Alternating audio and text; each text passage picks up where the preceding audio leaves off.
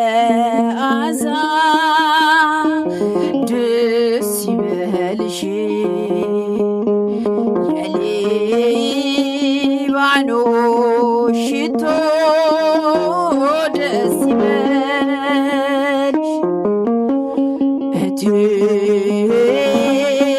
ሙሽራዬ ደስ ይበልሽ የኃጢአን አለኝታ ደስ ይበልሽ የነቢያት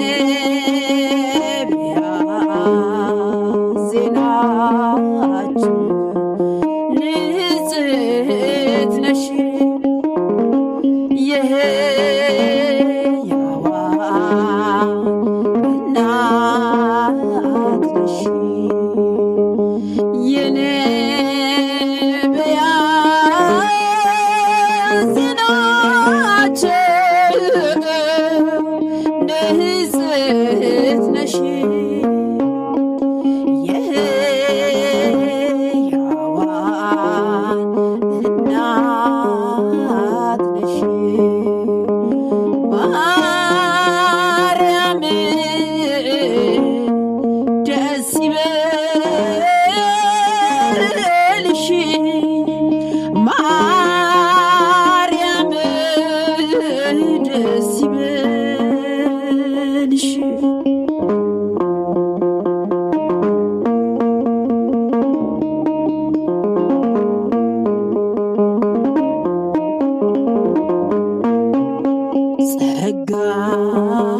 ጸጋን የተመላሽ ደስ ይበልሽ የዓለም ሁሉ መኩሪያ ደስ ይበልሽ የእግዚአብሔር ከተማ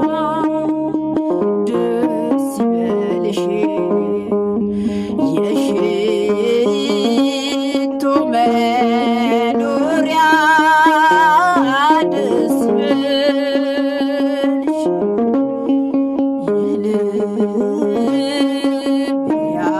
የነቢያት ዜናቸው ንጽሕት ነሽ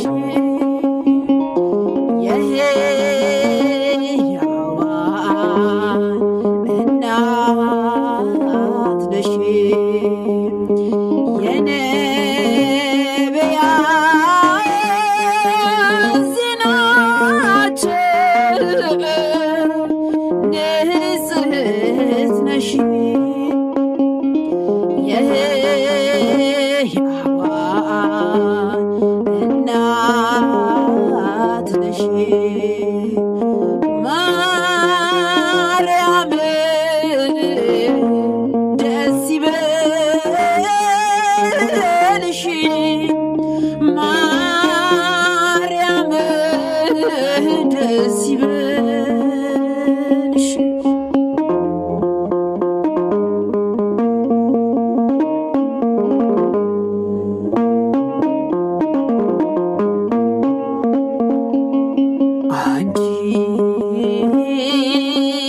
የገነት ምንጭ ደስ ይበልሽ የሕይወት ጉድጓድ ደስ ይበልሽ ዛሬም ለዘላለም ደስ ይበልሽ መጠጊያዬ ነሽ ደስ ይበልሽ የነቢያት ዜናቸው ንጽሕት ነሽ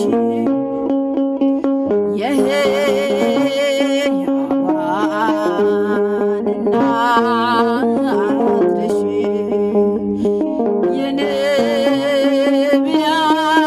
የነቢያት ዜናቸው ንጽሕት ነሽ የሕያዋን እናት ነሽ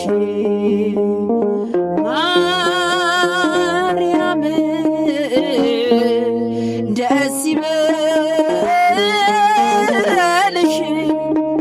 ማርያም ደስ ይበልሽ ማርያም ደስ ይበልሽ ከተባለለ ቁጥር እርሱ የተደላደለ ሕይወት ያገኛል። ገፊዎች ግን እጃቸው እየሳለ እየደከሙ ይሄዳሉ። እኛ አሁን የሚመስለን ለሰው ጥሩ አድርጌ ለእገሌን ጥሩ አድርጌ እገሌን አስተምሬ በችግሩ ሰዓት ያን ውለታ ውዬለት ሌሊት ሲጠራኝ ለሕይወቴ ሳልሳሳ ለችግሩ ደርሼ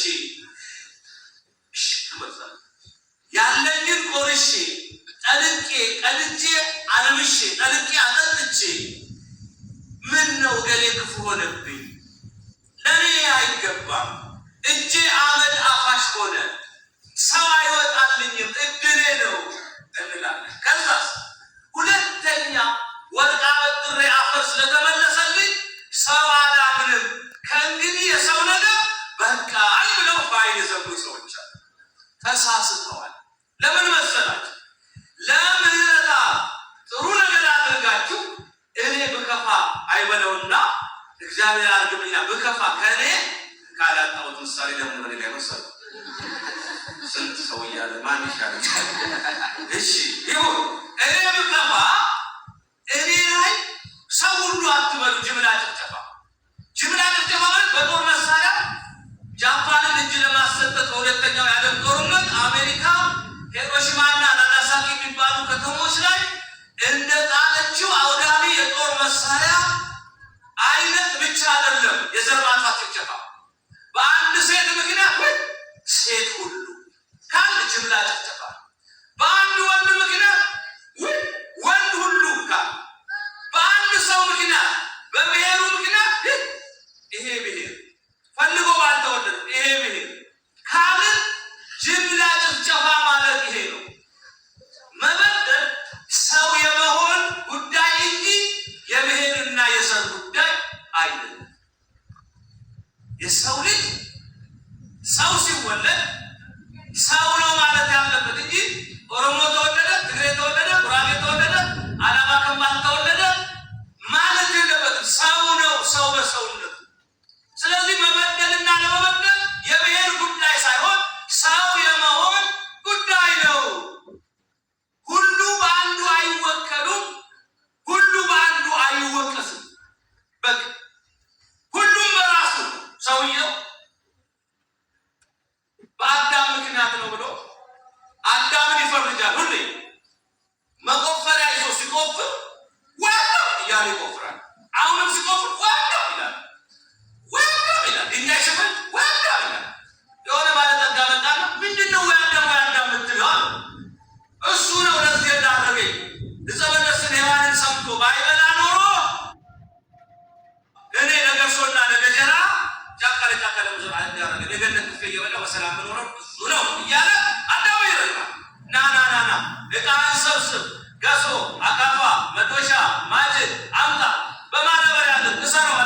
ሳጥን ውስጥ ይሄ ቢላ ቤት አለ፣ የምትበላው አለ፣ የምትጠጣው አለ፣ ጃኩዚው አለ፣ ሁሉ ነገር አለ፣ የተሟላ ብላ ጠጣ፣ በሰላም ኑር። እኔ የሆነ አገር እሄዳለሁ ከእንግዲህ ወአዳም እንዳትመተኛ ቁጭ ብለህ በሰላም ብላ። እሺ ነገር ግን አለ ይቺን ጠርሙስ የታሸገች ጠርሙስ እንዳትከፍታት አለ። ቁጭ አድርጋት ሄደ። ሲበላ ሲጠጣ ያለ ሀሳብ ስራ የለ አላርማ ይጮህበት ዝም ብሎ ሲበላ ሲጠጣ ጠዋትና ማታ ውሎ እየተነሳ ዝም ብሎ ምቾት ቀለደበት። የሰውን መቼም የሚገድለው ምቾቱ ነው። ኋላ በቃ የቁንጭ እያበጀ ራሱ ሁሉም እየሰፋ እንደው በቃ መጠቃ ላይ ጫማ ራሱ ሲያስጠርቅ ማየት አይችልም። ጫማውን አንተ ልስትሮ ሌባ ላይ ዜና ያህል ደናገጥረ ምስኪን ድረስ እየወፈረ መጣ። ተስማማው ማለት ነው። ቁጭ ብሎ መቼም ሰው እንደ በራሱ እጅ ነው መቃብሩን የሚቆፍረውና በዛ መንገድ ኑሮውን ቀጠለ። ግን ሲጠግብ ምን አለ ስራ ሲፈታ ለምንድን ነው ጌቶች ግን ያችን ጠርሙስ አትክፈት ያሉኛል። ሄደና ያችን ጠርሙስ ለምንድን ነው ብሎ የተከለከለ ነገር የሰው ደስ ይለዋል። ክፍት ሲያደርግ የሆነች ትንኝ መጣችን አይነት አላያት። ጌታው መጣ። እንዴት ነው ተመቸ ኑሮ? በጣም እንጂ ያቺ ያትንካ ያልኩን ነካ እንዴ? ኧረ በጭራሽ። ሄዶ ሲከፍት ሲያያት ትንኛ አይደለች። ሄዶ ቁምሳጥኑን ከፍቶ የማረሻውን ገሶ አካፋ ማጭኑን አምጥቶ በድንጋይ ያዘ። ካሁን በኋላ ስትቆፍር ወደ ማለቱን ትተህ ወይኔ እያሉ ቆፍር አሉ።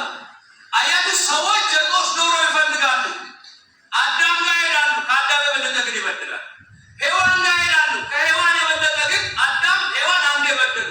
እኛ ሺህ ጊዜ ነው በቀን የምንበድለው የሰው እንጂ የኛ አይታየም። ስለዚህ ሁሉ በራሳችን ነው ማመካኝታል እና ለሰው ጥሩ አድርጋችሁ ለሰው መልካም አድርግ። ክፉ ቢሆን ወይ ሰው ሁሉ አትበል። የኔን ክፋት ትቶ ሌላ ሰው ጋር ይቀይርና ያስቀምጥላቸዋል። እገሌ መልካም ያደረግኩላቸው ሰዎች እያሉ ውለታ የዋልኩላቸው እያሉ እንዴት አንተ ላከልኝ፣ እንዴት አንቺ ላከልኝ ትላላችሁ? እግዚአብሔር ቦታ እየቀየረ ያስቀምጣል። ገንዘብህን በውሃ ላይ ጣለው ይላል። ምን ማለት ነው? ሄዳችሁ እዚህ ያለው ሐይቅ ውስጥ ድፉት ነው አይደለም። የሰው ሰውነት 3/4 ውሃ ለሰው መልካም አድርግ። ከዛ እግዚአብሔር ውለታውን ምን ይላል? ይከፍላል። እናንተ መልካም አድርጉ። ውሃ ሲፈስ ይጠራል። ዝም ብላችሁ መልካም አድርጉ። ከእናንተ የሚጠበቀው መልካም አድርጉ። ሰዎች ስለከፉ ክፉ ከሆናችሁ ከእነሱ ወምን ትሻላላችሁ? መልካም አድርጉ። ሰው ክፉ ቢሆን የዘራውን ያጭዳል። እስቲ ሄድን በምሳሌ ነው። በጣም የሚገርማችሁ ሰው የዘራውን ሲያጭድ ሁለት ምሳሌ ብቻ ከመጽሐፍ ቅዱስ ልስጣችሁ። ሰው የቱን ያለ ኦሪት ዘፍጥረት ምዕራፍ 27 ላይ ኤሳው አረጀ፣ ዓይኖቹ ለማየት ፈዘዙ። ከዛ ይስሐቅን ጠራውና እኔ አርጅቻለሁ፣ የምወደው ምግብ አዘጋጅና አደናድነ ቶሎ መግበኛ ልመርቅና ልቦታ። እሺ ብሎ ቀስቱን ይዞ ጫካ ሲሄድ እናቲቱ ርብቃ ሰማችና ያዕቆብን ጠርታ ልጅ ወንድምህ ሊመረቅ ነው፣ አንተ ምን እየሰራ ነው አለችው። ተመረቅ፣ ምግብ አዘጋጅ አለችው። እኔ ከየት ምግብ አመጣለሁ? በጎች አሉ፣ ይላምጣ። በጎች መጡ፣ ታረዱ። ወንድሜ ኤሳው ጸጉራም ነው፣ አባቴ ሲዳስሰኝ ኤሳው ሳልሆን ያዕቆብ ሆኜ ብገኝ በምርቃት ቦታ እርግማን ይሆንብኛል። የረዘይኛል። ግን የለም ሂድ፣ ችግር የለም ዘዴ ያለው አለችው። በጎቹ ታረዱ፣ ምግብ ተዘጋጀ። የበግ ለምድ እዚህ ላይ ሰፋችለት። ኤሳው ጸጉራም ስለሆነ ጸጉራም መሰለ። ከዛ በኋላ ማን ጋር ገባ? አባትየው ጋር። አባቴ ተነስ፣ የምትወደውን ምግብ ብላ፣ መርቀኝ። ማነ? ኤሳው ነኝ። ኤሳው ነኝ። እዚህ ጠጋ በል። አርጅቷል በጣም ጆሮ ከማየት ደርሷል፣ አይኑ ከማየት ፈዟል። እስቲ ልዳስስ ብሎ ሲዳስሰው እንዲህ ሲዳስሰው ጸጉራም ሰውነት የምንድን ነው? ሰውነት የማን ነው? መልሱ። ሰውነት የማን ነው? አልሰማሁም። ሰውነት የኤሳው ድምፅ በዛ ያስቷል። አባዬ ደግሞ አታውቅም እንዴ? ኧረ ኤሳው ነኝ አለ። ለማመሳሰል ሞከረ። ስላረጀ እርቦታል። ደግሞ የጣፈጠ ምግብ ስለሆነ ምግቡም የሸጠው ስለሆነ አለና መቼም ለራበው ሰው በኋላ መረምረዋል ራሱ ብሎ ዋናው ለራቡ አለና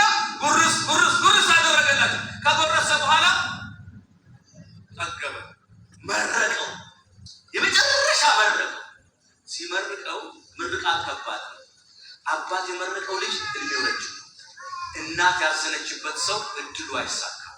እናታችሁ አትበልባችሁ፣ እናት ትመርቃችሁ። እናቱ የመረቀችው ሰው የረገጠው መሬት በሙሉ ለጥርሳል ያደርጋል፣ እድሉ ይቃናል። መጽሐፈ ሲራክ ምዕራፍ 3 ላይ አባት የረገመው ሰው እድሜው አጭር ነው። ስለዚህ የአባት ምርቃት የልጅን መሰረት፣ የእናት ምርቃት የልጅን ቤት ያጸናል ይላል። መረቀው። ምርቃቱ ይዞ እንደወጣ የረፈለ ዜና አርፋጅ ኤሳው ምግብ አዘጋጅቷል። አባቴ ተነስ መርቀኝ አለ። ማን? ኤሳው። ወንድሜ ያዕቆብ ኤሳው ነኝ ብሎ አታሎ ምርቃቱ በሙሉ ወሰደብህ። ሁለቴ ምርቃት የለም። ለኔስ ምንም የለም። ጭራሽ ትንሽ እስቲ ልሞክር ብሎ ያለች ያይዞ አስብ። ታሪኩ ብዙ ነው። እስከ ያቦቅ ወንዝ 20 ዓመት ተቆራርጦ ቆይ። አንድ በስርቆስ ጋር አንድ በተውሶ ስም ያዕቆብ ነው ኤሳው ነው ብሎ ሁለት አያችሁ። በስርቆስ ጋር በተውሶ ልብስ በስርቆስ ስም ሰማያዊውን በረከት እግዚአብሔርን ቢጠይቅ የሚሰጠውን በማጭበርበር በረከት ተቀበለ። እናቴ ኋላ እሱም በተራው አባት ሆነ። እናቱኝና እዩ ይላሉ እናቶች ሲመርቁን ዝረግሟቸው ልጄ እናቱኝና እዩ ይላሉ።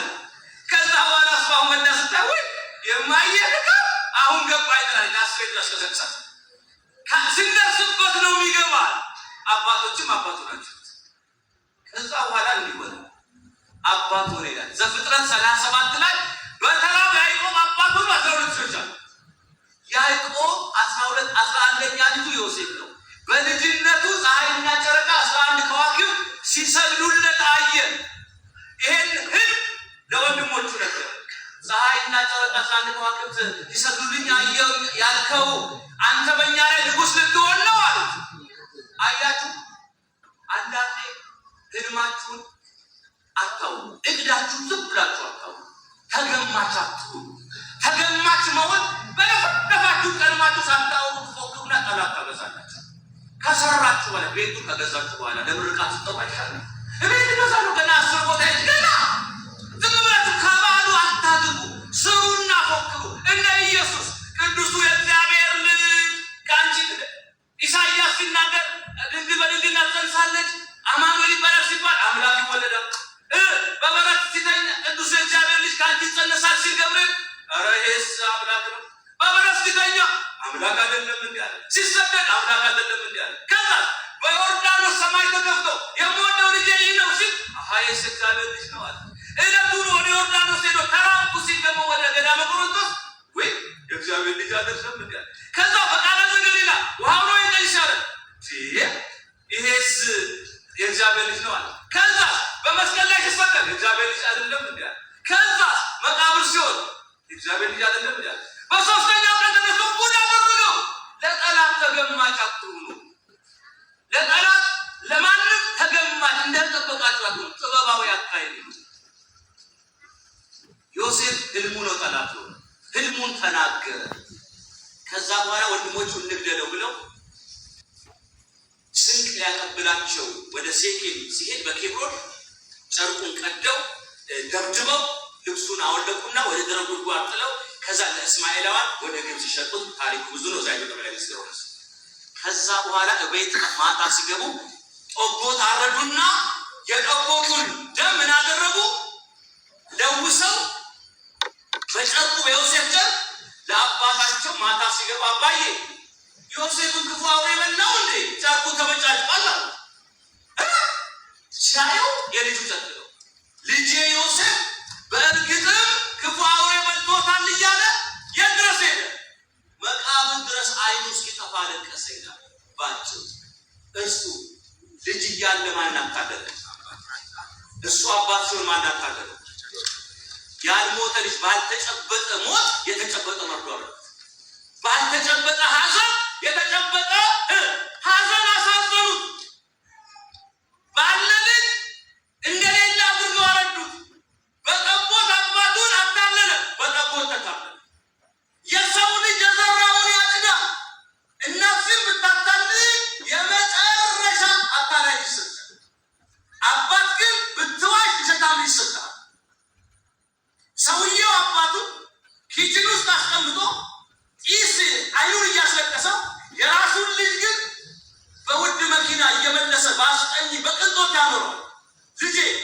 እንዲያርግ ያሳድጌ አንተ ትልቅ ስትሆን እኔ ሳሬ ምን ታደርግልኛለህ?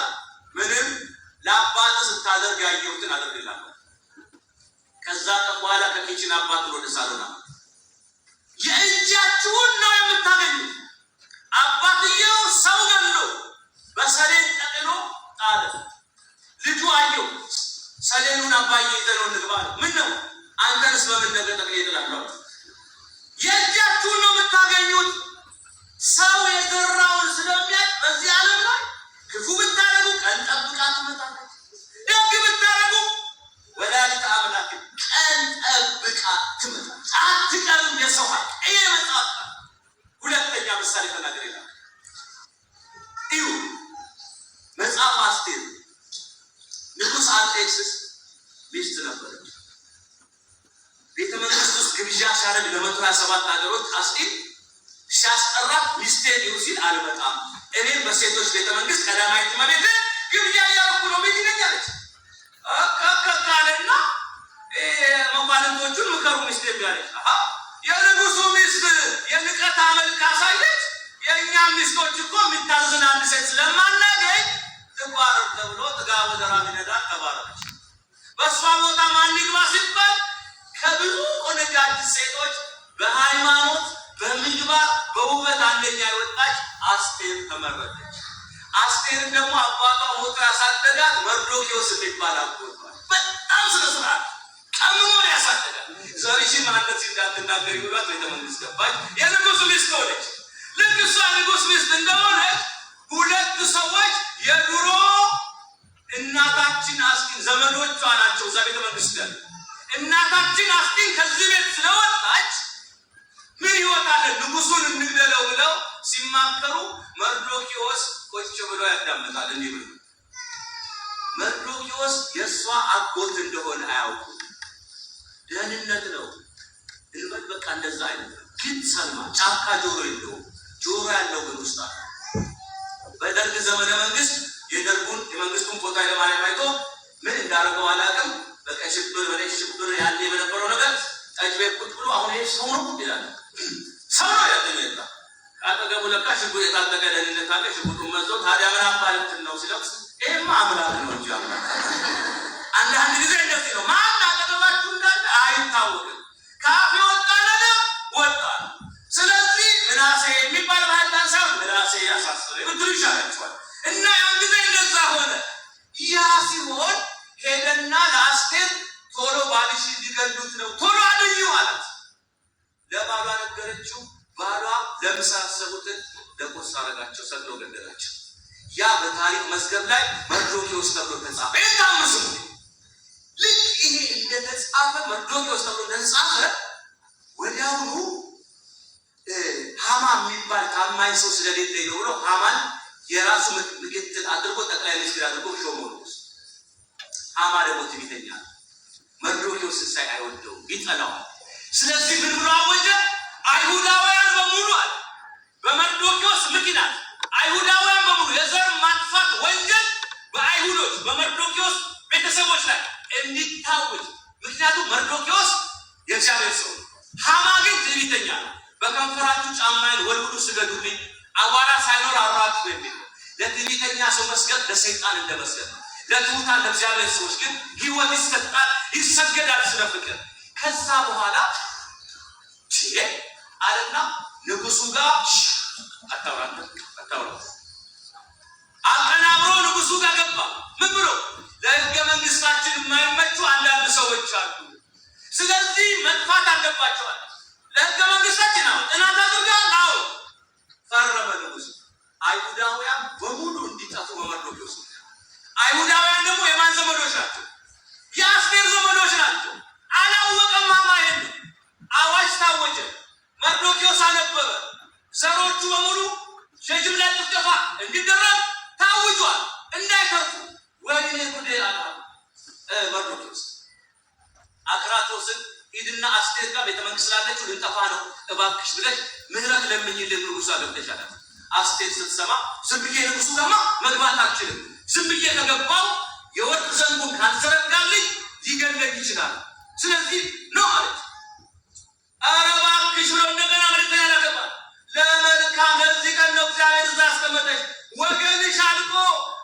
የምትኖሪ ይመስልሻል? ዛሬ እናንተ አሜሪካ ሆናችሁ ዛሬ ልትጮህ 5-6 ቤተሰብ ትረግበሽ ለክፉ ቀን ነው እኮ እግዚአብሔር ያመጣችሁ። እንዴት ነበረ ኑሮ የሚዘለቀው?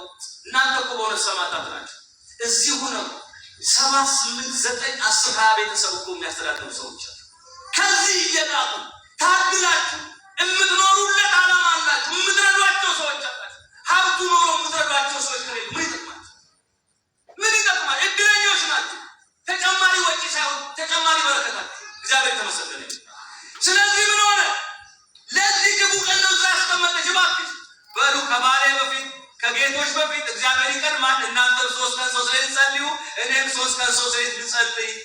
ከአልጋ ወርዳ ማቅለስ ንሳ፣ አመድ ነስንሳ፣ ማቅለብሳ እግዚአብሔር ወይ እያለ ጸልይ። ከባለጣን በላይ በአንድ ስም ይጨርሳሉ። በአንድ ቴክስት አይደለም። ከሱ በላይ ከባለጣን በላይ ማን ይቀድማል? በህይወታችሁ በገንዘቤ በእውቀቴ ባለጣን አውቃለሁ ግን አትበሉ። ማን ይበሉ? ክሊላ እግዚአብሔር በሉ። ዳኛውን አውቀዋለሁ ሰው አለኝ አትበሉ። ማን አለ ይበሉ። ሰውማ ሸምበቆ ነው፣ ስትደገፉበት ይወጋችኋል፣ ይሰበራል። መታመን በማን ነው? እግዚአብሔር። በትልቁ በእግዚአብሔር። በማን በማን? አፄ ቴዎድሮስ እና ደጃዝማች ተጣሉ። አፄ ቴዎድሮስ ደጃዝማቹን አሰሯቸው። ይገርማል፣ አሰሯቸው። ከዛ በኋላ ጌቶች ሲወሰዱ ሎሌው ሚስታቸውን አስኮብልሎ ዘጠ። አፄ ቴዎድሮስ ትዳሩን አስደፈርኩት አሳስር ያሉና እስር ቤት ድረስ ሄደው ና ደጃዝማቹ በቃ ይቅርታ፣ አንድ ነገር ብቻ ለምን ምን ነው ሚስትህንና ሎሌህን እንጂ አደባባይ ልስቀላቸው። አይ አልፈልግም ይመስለው ምን ነው ለትልቅ ሰው ነግሬያለሁ፣ ለትልቅ ሰው ከኔ በላይ ትልቅ ደግሞ ማን አለ? ይህ ትልቁን ያሳስረ ብለው እስር ጨመሩባቸው።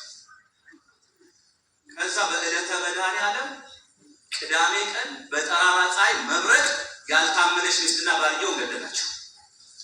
ጃንሆይ ሰሙ። እስር ቤት የሮጡ ሄዱ። ደጃዝማቹ ያ ታላቅ ሰው ትልቅ ሰው አልከኝ ማን ነበር? መድኃኔዓለም ነው። ለዛ ትልቅ ሰው ነግረህ እኔን በመብረቅ እንዳታስመታኝ ፈትቻለሁ። በህይወታችን ትልቁ ማን ነው? እግዚአብሔር ነው። እሱ ብቻ ነው። አስቴር እሱን ያለ ጾመ ጸለይ በ3ኛ ቀን ገባች። ንጉሱ እንደ ጦጣ እሷን በግርማ ሞገስ ጸልያችሁ ግባው ሱባኤ ገብታችሁ ከ15 ቀን በኋላ አርሴማ ቆይታችሁ 7 ቀን ቆይታችሁ ለዛ እኮ ነው ቢሮ እኔ የትም ቦታ ላይ አየር መንገድ እንኳን ሲጨናነቅ አይቻላል። እንደዚህ ቲኬት ቁረጥልኝ ነው ከኢትዮጵያ ሁላችሁ ውጡ ዛሬ ተፈቅዷል የሚባል እንኳን ሰው ቲኬት ለመቁረጥ እንዲህ ሊደውል አይመስለኝም። እዚህ ገዳም ላይ የሚደውለው ሰው ሲፈርድብኝ ደግሞ ቢሮአቸው ማረፊያቸው ለኔ ሰጥተው አባታችን እስቲ ጉዱን ይው ብሎ በየደቂቃው ሰው ከመጣዋለም እያለቀሰ ይደውላል። የት ላርጋችሁ? በጀርባዬ ልዘላችሁ ወይ ቦታ የለም እስኪሉ ድረስ ለምን ሰው ሲገባ ሲሱባይ ቻርጅ ያደርጋል፣ ኃይል ያገኛል። ከዚህ ስትወጡ እንደ ድሮ አትሆኑ። በእናንተ ውስጥ እግዚአብሔር ኃይል ይጨምራል። ጾሙ፣ ጸሎቱ፣ ገዳሙ ከዓለም ተለይታችሁ እዚህ ስትሉ ጥቅሙ ሰው ይወጣል። ለዛ ነው የሚደውለው። ቢደወልለት አይመጣም። አንዳንድ ቦታ ቀጠሮ ያበዛል። ሰርግ አለብኝ እቁብ አለብኝ ይላል። እዚህ ደውሎ ቦታ የለም ይባላል። ዌይቲንግ ሊስት ላይ 2,000-3,000 ሰው ከመጣው አለ። አረ እግዚአብሔር የተመሰገነ ይሁን። ክብር ለስሙ ሆነ ታመስግኑ። ስለዚህ ምን ሆነ? እንግዲህ ወደ መቋጫው ላይ ሄድና 5 ደቂቃ ቀረኝ። አስቴር ሆነ ታዲያ ንጉሱ ጋር ስገባ ጾማለች፣ ጸልያለች። የትም ቦታ ስትሄዱ መጀመሪያ ካውያው ልብስ እንዲተኩስ ቅርጽ እንዳይዝ ሶኬቱ ሰጡ። ከዛ ይግላል አለ። ምንም ነገር ላይ ሳትጸልዩ አታውቁም። ምንም ነገር ላይ ገንዘብ፣ እውቀት፣ ስልጣን፣ ችሎታ፣ ውበት ቢኖራችሁ እግዚአብሔር እስቲ በዚህ ላይ ምን ትላለህ? አንተ በከንፈሬ ተናገር፣ በእጄ ስጥበት፣ በልቤ አስብላችሁ ሂዱ። ፍርድ ቤት የትም ኬዝም ሲኖራችሁ እግዚአብሔር ላይ ስጡት። ለእግዚአብሔር የማይሆነው ሁሉ ይሆናል። ታሪክ ይቀየራል። ከዛ በኋላ እንዲህ ነው ንጉሱ አስቴር ምን ላድርግሽ? የመንግስት እኩሌ ላይ ወንበሩ ያንን ዙፋኑ እሱን ግማሽ ቢሆን ተራ በተራ ልቅመጥበት ውሰጠዋል። የምን ኃይል ነው?